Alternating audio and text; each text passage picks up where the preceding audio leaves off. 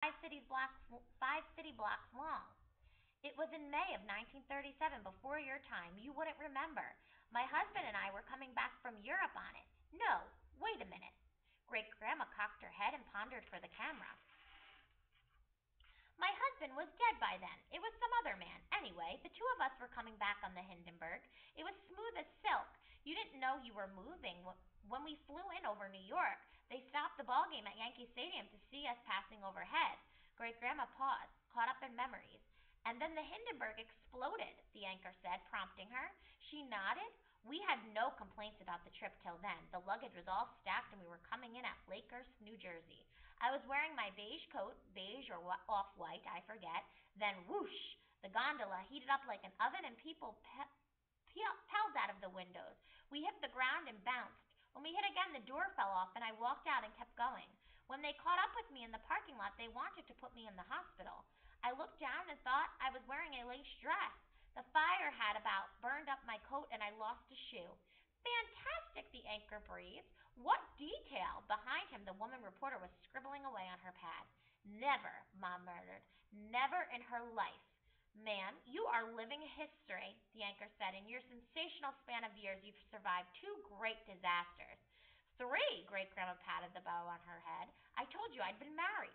And before we leave this vulnerable lady, the anchor said, flashing a smile for the camera, we'll ask Mrs. Breckenridge if she has any predictions for this new 21st century ahead of us here in the dawn of the millennium. 3 or 4 predictions, Great Grandma said and paused again, stretching out her airtime. Number 1, taxes will be higher. Number 2, it's going to be harder to find a place to park. And number 3, a whole lot of people are going to live as long as I have, so get ready for us. And with those wise words, the anchor said, easing off the bed, we can leave Mrs. Breck. And one more prediction, she said. TV's on the way out. Your network ratings are already in the basement. It's all websites now, son. I predict you'll be looking for work. And that was it. The light went dead. The anchor, looking shaken, followed his crew out the door. When TV's done with you, they're done with you. Is that a wrap? Great Grandma asked. But now the woman from the suburban paper was moving in on her. Just a few more questions, Mrs. Breckenridge. Where are you from? Great Grandma blinked pink-eyed at her. The Glenview Weekly Shopper. You bring a still photograph with you? Great Grandma asked. Well, no. And you have never learned shorthand either, did you? Well, no. Honey, I only deal with professionals. There's the door. So then it was just Mom and Great Grandma and I in the room. Mom planted a hand on her hip.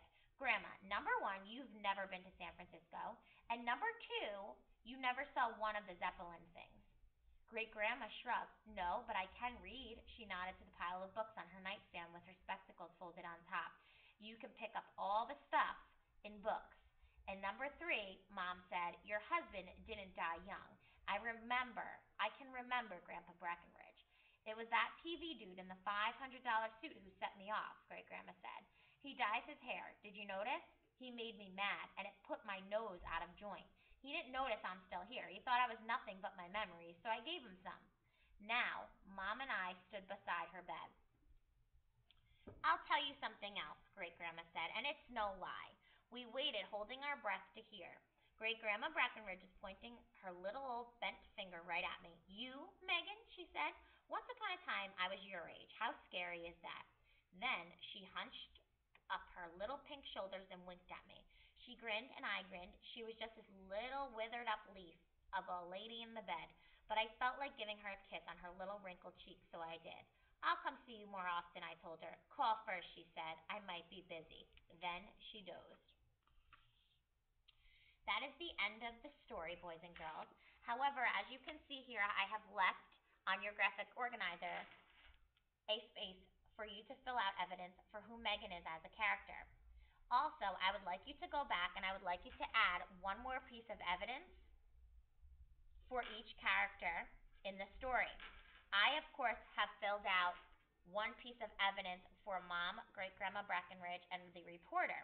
For Great Grandma Breckenridge and the reporter, you need to fill in 2 character traits. And for Megan, you need to fill in 2 pieces of evidence here and 2 character traits.